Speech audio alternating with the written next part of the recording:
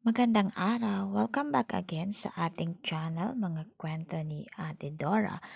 Ang kwento natin ngayon ay tungkol sa alamat ng huling dragon.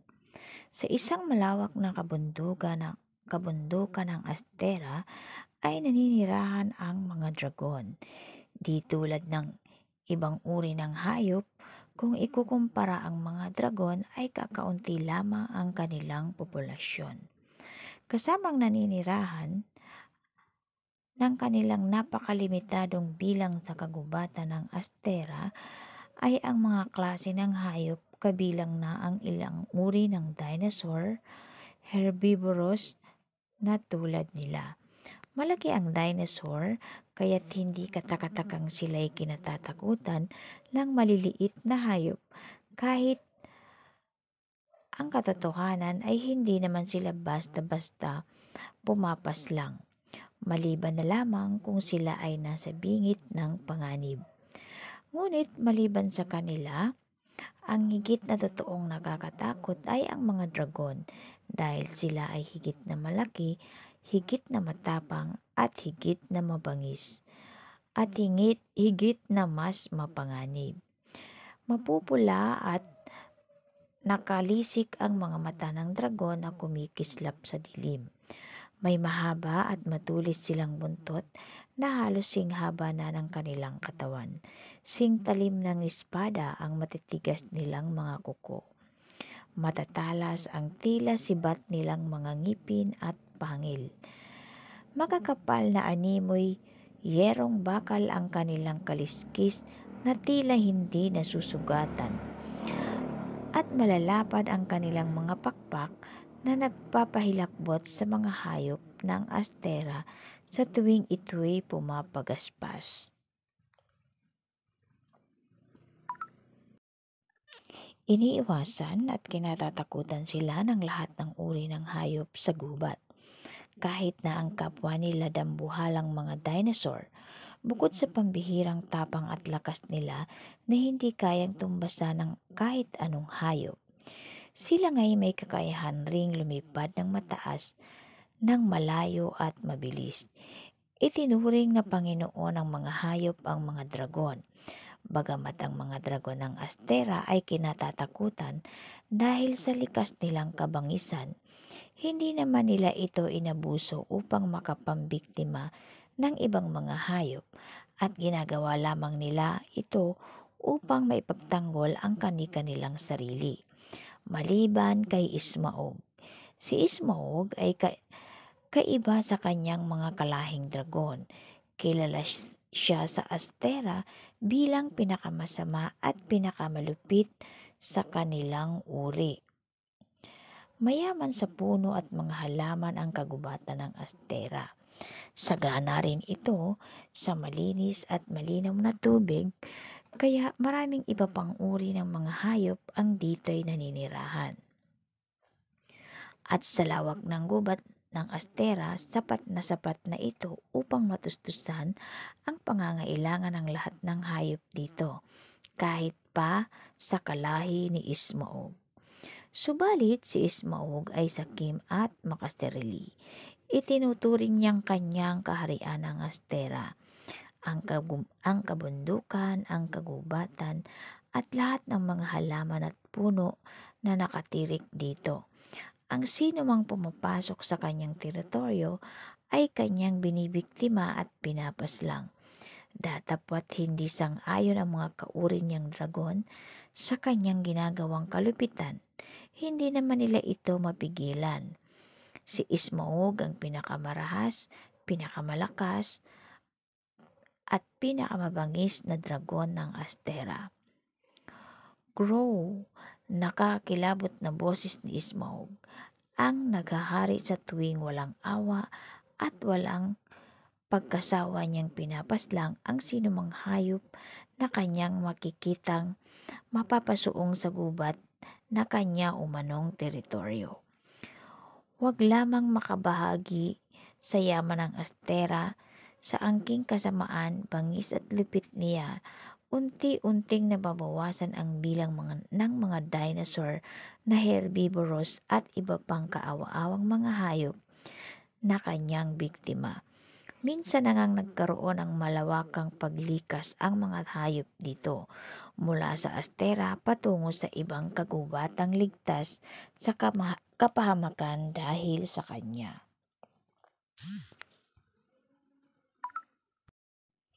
Ngunit hindi rin sa lahat ng oras ay kaya niyang bantayan at tanuran ang gubat na kanyang umanong kaharian. May pagkakataong napapagod at nahahapo rin siya dahil sa dami ng hayop na kanyang nais paslangin o palayasin at dahil na rin sa lawak ng sukat ng Astera. Sadyang maramot si Ismoog. Hindi niya hinihintayin siyang mapagkaisahan ng mga dinosaur at iba pang mga hayop na matapang. Bagamat hindi nagkukulang ang kapwa niya dragon sa pagpapaalala, hayaan na ng mga ibang hayop na makibahagi sa mga pagkain ng gubat. Total naman ay masagana ang Astera sa mga puno, halaman at prutas. Ngunit patuloy lang si Ismaog sa pagiging malupit. Isang marahas na hakbang ang gagawin ni Ismaog na ikagagalit at ikamumuhi ng lahat sa kanya. Maingay ang alulong ng iba't ibang uri ng hayop ang gumising sa dapat na tahimik na umaga ng Astera. Nagulat ang lahat, nasira ang malagong kagubatan ng Astera. Nakatumba ang maraming mga puno. Nabunot mula sa pagkakatanim ang karamihan sa mga halaman at kahit ang mga prutas nito'y halos hindi na mapakinabangan. Sa isang magdamag lang ay nawala ang kayamanan ng gubat at si Ismaog ang may kasalanan at kagagawa ng lahat ng ito. At hindi na lang mga dinosaur o maliliit na mga hayop ng gubat sa Astera ang nadismaya at nagalit ng husto kay Ismaog, kundi pati ang kapwa niya dinosaur ay namuhi na rin sa karahasang kanyang ginawa. Ngunit ang nais ko lang ay maprotektahan ang ating gubat, pangangatwiran ni Ismaog, nang siya'y inusig at sinumbatan ng kapwa niya dragon. Ilang panahon lang ang kakailanganin upang ang mga halaman at puno sa gubat ng Astera ay muling tumubo at lumago. Pinalilikas ko lamang ang mga hayop na hindi natin kauri. Wala silang lugar at puwang sa ating tahanan. Ngunit hindi pinalagpas ng ibang mga dragon ang ginawang ito ni Ismaog. Siya'y pinalaya sa kuwebang kanilang tinitirhan. Balak ni Ismaog na pansamantalang mamuhay mag-isa sa gubat na di kalayuan sa Astera. Semelike ay diyosa ng kagubatan. Ito'y nalungkot, nagitla at nasagad sa galit sa kasamaan at kasakimang ginawa ni Ismaog sa kagubatan ng Astera. Ang karikta ng gubat na kanyang pinangangalagaan sa mahabang panahon ng kanyang pagiging diyosa ay biglang naglaho sa kamay ng palalong dragon. Walang kapatawaran ang ginawang ito ni Ismaog. Kailangan niyang maparusahan dahil sa kanyang labis na kasamaan. Galit na sambit ni Melike.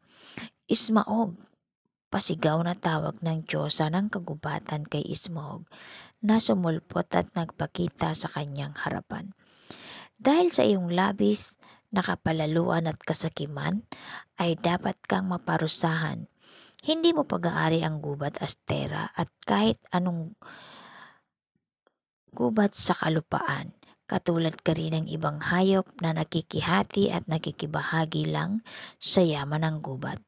Wala kang pag-aari sa lugar na ito, kaya't wala kang karapatang lapastanganin ang anumang kagubatan lalo na ang Astera. Bilang kaparusahan sa lahat ng iyong kasamaan, tatanggalan kita ng boses at mawawalan ka ng kakayahang magsalita. Sa halip na boses ay apoy ang lalabas sa iyong bibig. Sa tuwing tatangkain mong magsalita, dahil ang mga kasama mong dragon ay hindi ka nagawang pigilan sa iyong kalabisan. Idadamay ko na rin sila sa iyong parusa. Lahat ng uri ng dragon ay apoy ang lalabas sa bibig sa halip na tinig. Nangangalit ang tono ng boses ni Melike.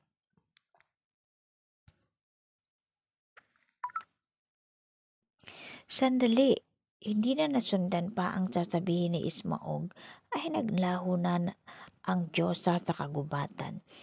Ipagtatanggol niya sana ang mga kasamahang dragon, sasabihin sana na siya na lamang ang patawan ng kaparusahan at wag na silang idawit.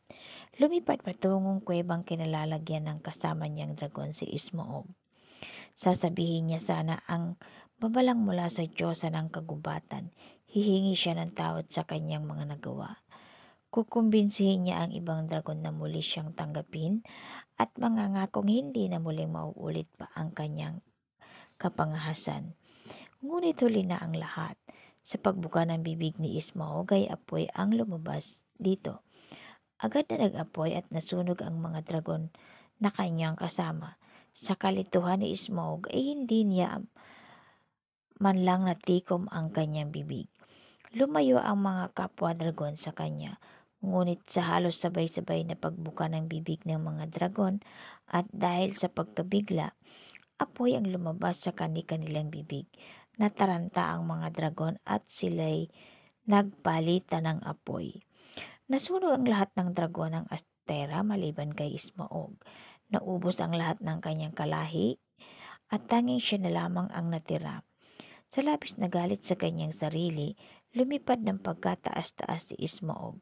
Nagpakalayo-layo ito. Malayong malayo sa gubat ng Astera na kanyang inangkin. Gubat na kanyang sinira dahil sa pagiging makasarili. Ilang panahon pa ang binilang sa katumigil sa paglipad at paglayo si Ismaog. Napadpad siya sa lugar kung saan nais niyang matulog ng napakatagal. Napadpad siya sa kuweba kung saan walang nakakakilala sa kanya at sa kanyang uri. Napadpad siya sa kung saan itinuturing na isa lamang alamat at karakter sa mitolohiya ang mga dragon. Napunta siya sa kabundukan na kung tawagin ng mga tao ay bundok Erebor at doon na siya nagpasyang manatiling manirahan ng palihim. At yan ang kwento at alamat ng huling dragon. Maraming salamat sa inyong panonood. Don't forget to like and subscribe to our channel. Thank you.